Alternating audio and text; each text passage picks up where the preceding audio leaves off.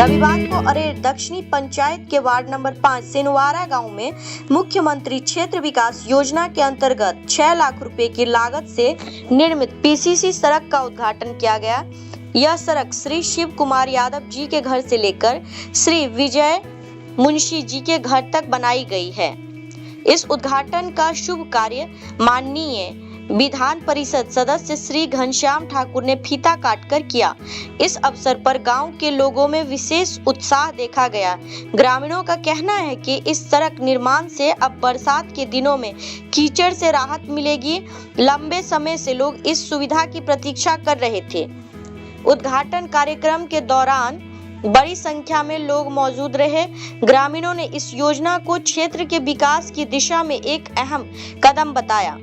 इस मौके पर ग्रामीणों ने माननीय विधान परिषद सदस्य घनश्याम ठाकुर जी का सम्मान भी किया। उन्हें पारंपरिक तरीके से पाग और दोपटा उठाकर स्वागत किया। सम्मान प्राप्त करते हुए श्री ठाकुर ने कहा कि उनका उद्देश्य क्षेत्र के समग्र विकास को गति देना है और आने वाले समय में और भी योजनाएं धरातल पर उतारी जाएंगी। कार्यक्रम के अंत में ग्रामीणों ने एक स्वर से कहा कि सड़क निर्माण से उन्हें आवागमन में बड़ी सुविधा होगी और यह कार्य आने वाली